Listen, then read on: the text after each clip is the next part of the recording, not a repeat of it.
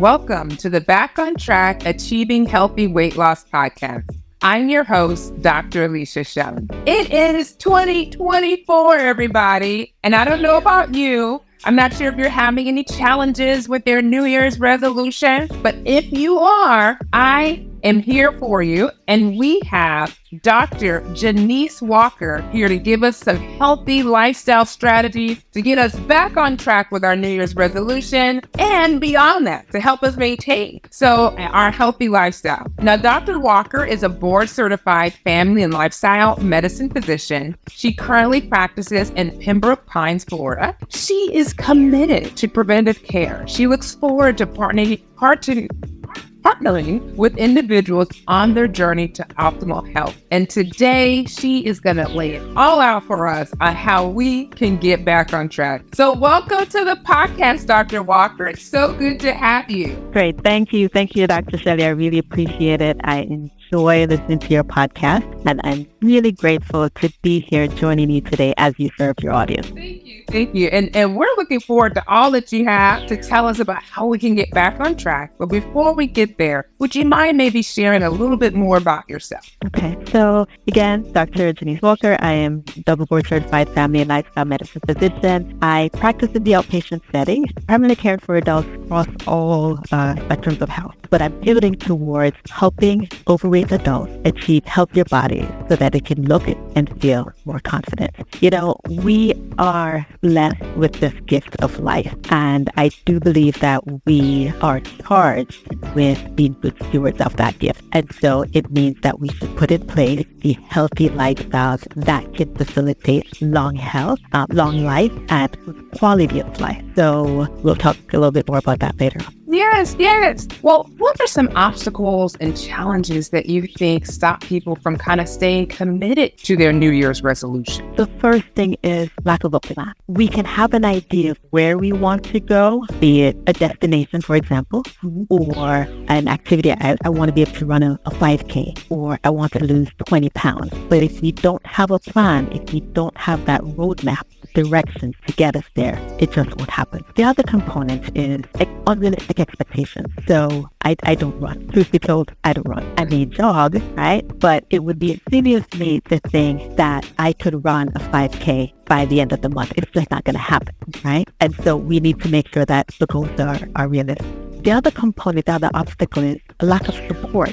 So having individuals around us in our circle that really doesn't support our goals doesn't allow us to accomplish those goals. So, for example, if you take someone who is trying to quit smoking, if they're always around smoke, highly unlikely that's going to happen. If they're going to places where smoking is part of the environment, be it happy hour or watching the football game at the pub, whatever it is, it's going to be difficult and challenging for that person to stay on the track with their own health goals. No, those are really good ones. Like, I agree with you. I do see that, having that lack of support, having people support you. If your spouse is like bringing in cookies and cakes, things that tempt you, it makes it more difficult to stay on your plan.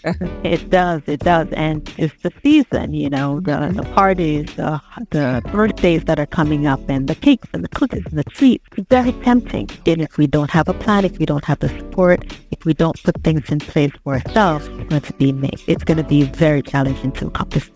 Were there any other obstacles that people were facing? Stressors. Could it be financial? Someone may say, I don't have the money for a gym membership, right? It may be an issue of safety. Someone may say, I don't live in a safe neighborhood. I would love to exercise, but by the time I get off work, it's 5 or 6 o'clock in the evening, this time of year, it's a little dark outside. I don't feel safe going outside and exercising. And so that limits what he or she can do. So thinking about some of those things and putting things in place to counteract them are important. Time constraints. Someone may work 2 jobs, they work night shift, they get home, they have to take it to school. A lot of things come into play, and it's really important to try to identify those things so that the appropriate plans can be in place to facilitate accomplish those goals, health goals. Well, what are some lifestyle measures that people can use to help them get back? My favorite one is sleep. We need to be able to get adequate sleep, 7 to 8 hours. If we can get 9, that's fantastic. But when we circuit that process of sleep, that restfulness, it really impedes our ability to function the next day. We are not able to, we don't manage stress as well.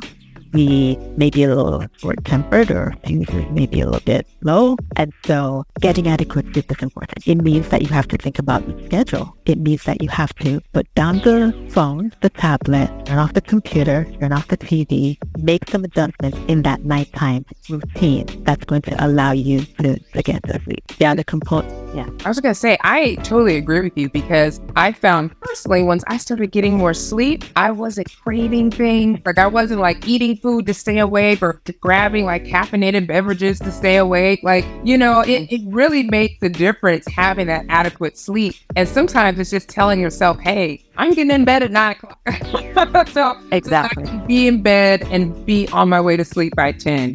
I heard one person say that sometimes you have to start getting ready for sleep an hour before you want to be in bed. You can't start going to bed when you're supposed to be in. Right. That is true. And or handy dandy phones have the option on there where you can actually set an alarm, so it reminds you, okay, time to wind down. And prep for bed, so if you put that in place, it goes off and get it. Okay, son, daughter, okay, you still have homework to do, you didn't finish it. Okay, you're on your own right now because mommy's got to get some sleep. Putting some of those things in place really, really important. And you mentioned food. When you don't sleep, we really don't make good choices the subsequent day, and having a plan in place, meal planning, meal prepping is so important. Having a plant predominant meal definitely gives you the nourishment, the nutrients, fiber that's going to keep you full longer. So you're less likely to consume foods that are not as healthy. So true, because you're not as hungry. And studies show that if you don't get enough rest, your hunger hormone is higher. So it makes it easier for you to want to eat whatever is available versus the more healthier option, for sure. Right. That is true. The third component, regular physical activity. We hear it all the time. We talk about it all the time, trying to get at least 30 minutes of moderate intensity aerobic activity 5 days per week. But it all comes down to planning. We can say it, but if we don't put it on the calendar as we would an appointment, it just won't get done. You're absolutely right, because always something's going to come is going to get in the way. Either something you have to do at work, something you do at home. So it's so important to plan. The one thing that's helped me is sometimes when I know for me, I can't really come home after work because I'm not going to exercise. Like, I have to go from work to exercise and then come home. And so I have to kind of have my gym gear, whatever it is that I'm doing for that day ready, because I'm not gonna, when I get home, we're not leaving. We're not leaving. Yeah, right. So I agree with you. Sometimes you do have to plan and make sure you're getting your physical activity. And the one thing I'll also say is that for those people who have limitations, what recommendations do you have for that? People that may not be able to, you may have knee pain, back pain, anything that you would offer them to help with still staying active? Do whatever you can, even if it's chair exercises. So the knees may hurt, the ankles may hurt, feet may hurt. If you're sitting in the chair, you're able to sit in your chair, you're able to move those arms. You can get cans of beans or whatever it is you have in your cupboards or your storage unit. The laundry soap, those are pretty heavy, right? Those bottles are pretty heavy. So you can use those as a weight. And you can do that while you're watching TV or watching the kids or the grandkids. It doesn't have to be complex, doesn't have to be complicated, it doesn't have to be expensive. No, that's great advice. Use what you have around you. If you just have to go and buy extra stuff, I tell people, if you don't have resistance bands, use a towel.